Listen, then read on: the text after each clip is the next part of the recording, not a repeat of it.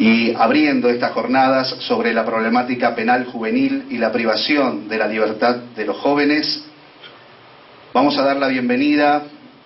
al doctor Nicolás Laino, quien en una apretada síntesis de su currículum es secretario general y socio fundador de la Asociación de Pensamiento Penal, máster en Criminología, título obtenido en la Universidad de Barcelona, docente de la asignatura de Derecho Penal y Criminología en la Universidad de Buenos Aires y en la Universidad de Palermo. Con ustedes, el doctor Nicolás Laino. Muchas gracias. Muchas gracias a todos y a todas por estar acá presentes. El protocolo diría que primero da los agradecimientos, pero sinceramente les tengo que decir que nosotros acabamos de venir de hacer una visita en la alcaldía, donde ocurrieron los hechos del 9 de septiembre, y me voy a romper el protocolo y voy a decir que venimos absolutamente desgarrados, todos los que estuvimos ahí. Creo que todos tenemos mucha experiencia en visitas carcelarias, ante motines, ante hechos de esta naturaleza, y lo que acabamos de ver, en la alcaldía, y ya a casi un mes de ocurridos los hechos, es algo terrible y que yo creo que a ninguna persona, aún la persona con el menor nivel de sensibilidad, podría no impactar, ¿no? O sea, entonces yo quería destacarlo, y bueno, y entonces, dicho lo cual, y a lo largo de esto a lo largo de la exposición voy a ir avanzando sobre esta cuestión. Sí, hacer los agradecimientos a Guillermo, y a todo el Foro de Abogados de Catamarca, a Cecilia Guerrero y a toda la gente que nos han dado la posibilidad de estar acá con ustedes. También el agradecimiento desde la Asociación Pensamiento Penal, en cuyo nombre vengo, a la Cámara de Diputados de Catamarca, al diputado Jorge Moreno, gracias por estar acá, a la Caja Forense de Catamarca, Diario La Unión y Diario El Esquiu, porque son todas personas que también han hecho posible la organización de este evento, que como decía, nos convoca a raíz de hechos tristísimos, ¿no? Ojalá que esto se hubiera generado antes y espontáneamente, y no tener que esperar que se pierdan 4 vidas absolutamente inocentes para que tengan que juntarnos a hablar de esto. En nombre del presidente de la asociación, el doctor Mario Juliano, yo les quiero también hacer extensivo el agradecimiento a todos. No puedo venir por cuestiones de agenda, pero me ha mandado en su lugar. Y la idea es hoy intentar hablar acá desde un punto de vista más académico, pero obviamente sin dejar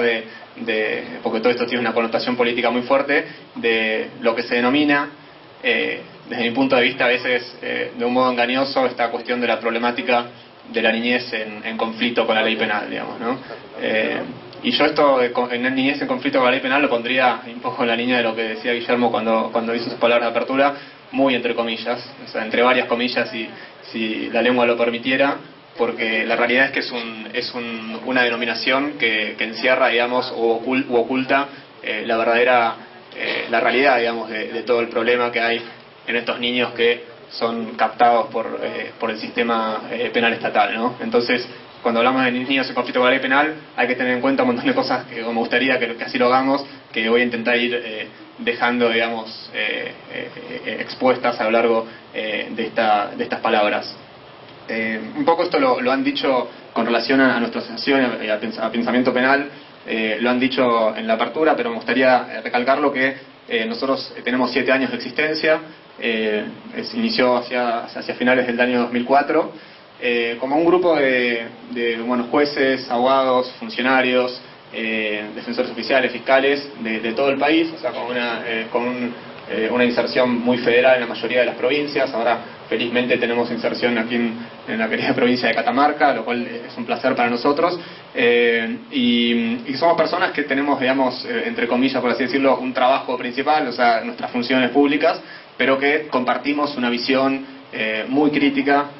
y es importante destacarlo, muy crítica del fenómeno punitivo, o sea, del poder penal del Estado. Y esto es lo que a todos nos une y a lo que caracteriza a nuestra asociación, y intentamos aportar nuestro grano de arena en la medida de nuestras posibilidades para luchar y procurar reducir la violencia que el Estado despliega cuando ejerce el poder punitivo, es decir, cuando decide castigar y encerrar personas. Como les decía, retomando un poco digamos, lo que genera esta convocatoria, cuando ocurren los hechos del 9 de septiembre, nosotros estábamos en Buenos Aires, y bueno, inmediatamente que nos enteramos, a las pocas horas que hubo noticia de un incendio, y empezamos a tomar contacto acá con la provincia a través de Fernando Ávila, y bueno, y personas acá, la gente del foro, y también con quien después terminó interviniendo, o intervino como interviene actualmente como fiscal en la causa, tomar contacto y darnos cuenta que estos hechos ocurrían en una alcaldía donde estaban detenidos menores, una alcaldía policial, y que después, digamos, el correr de las horas fue demostrando que aparentemente estos menores estaban detenidos de manera absolutamente irregular, sin ningún tipo de órdenes para tenerlos detenidos. Es decir, quiero aclarar algo, van a ver cuando yo hable y a medida que avance como en realidad para mí ningún niño puede estar detenido y privado de libertad digamos, en estas condiciones de manera regular, ¿no? Eso para que quede claro. O sea, yo no voy a habilitar ningún tipo de detención para niños. Pero en el caso de Nelson, Franco y Franco, los 4 chicos que fallecieron el 9 de septiembre, estaban detenidos irregularmente. Es decir, no había disposiciones escritas o imputaciones específicas que permitieran tenerlos detenidos, y de hecho, no sé si ustedes lo saben, pero uno de ellos era un chico de 15 años, por lo cual, según nuestra ley vigente, era no punible, digamos, era menor de 16 años, o sea, en ese caso, digamos, más grave aún todavía, ¿no? Y acá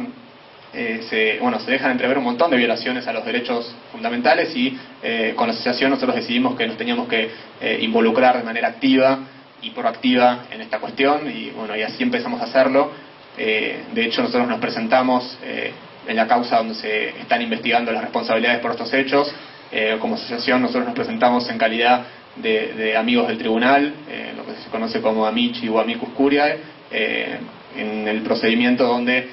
se está, digamos, en concreto, no sé si ustedes lo saben, pero se está pidiendo la investigación jurisdiccional de ciertos funcionarios,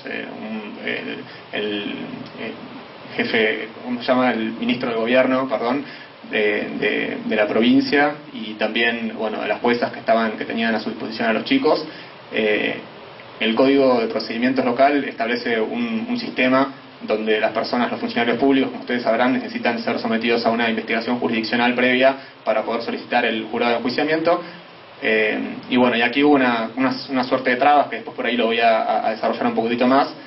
para avanzar en esa investigación por cuestiones, digamos, constitucionales y procesales a criterio del juez que interviene, y esto provocó, digamos, que se esté dilatando y deteniendo la investigación que hay que llevar de manera urgente en torno a estos hechos. Lo que sucedió el 9 de septiembre, como les decía, y esto no, digamos, ahora no es nada académico, y antes de entrar en eso, creo que a cualquier persona le despierta, digamos, las sensaciones más terribles que le puede a uno despertar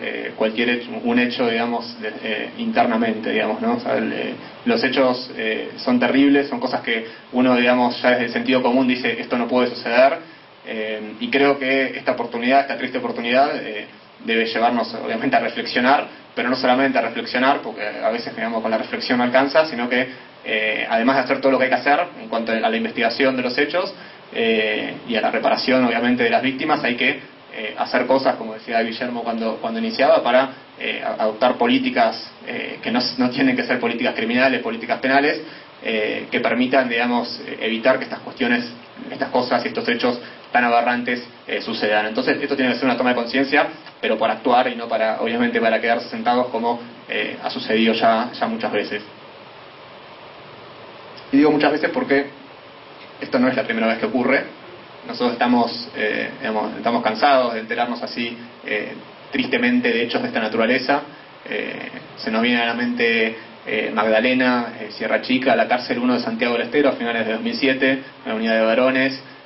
y así se van sucediendo muertes y víctimas que nos enteramos por ahí, o ustedes se enteran un poco más en estos casos, porque son situaciones bien groseras, digamos, ¿no? O sea, son hechos absolutamente groseros, donde son niños mal privados de libertad, en condiciones absolutamente infrahumanas. Digamos, yo creo que en un zoológico los animales están mejor que en el lugar donde nosotros, digamos, hoy vimos que estuvieron detenidos esos chicos. Pero esto, a su vez, creo que debe dejarnos ver un poquitito más allá, digamos. O sea, no es que solamente mueren personas en la cárcel en estos motines o en estos incendios o en estos eventos como digamos, como se dio aquí, donde mueren muchas veces varias personas en conjunto, sino que esto es una realidad donde un montón de niños, niñas, adultos, jóvenes, mujeres, hombres, mueren a diario en las cárceles de nuestro país, de cárceles provinciales, cárceles federales, alcaldías policiales. Entonces esto nos tiene que permitir ver que no solamente las muertes se dan en estas circunstancias, sino que se dan día a día por las condiciones en las cuales el Estado priva de libertad a las personas, ¿no? Entonces esto nos tiene que llevar a una reflexión bastante más profunda, ¿no? A estas muertes que se producen a diario por situaciones absolutamente evitables.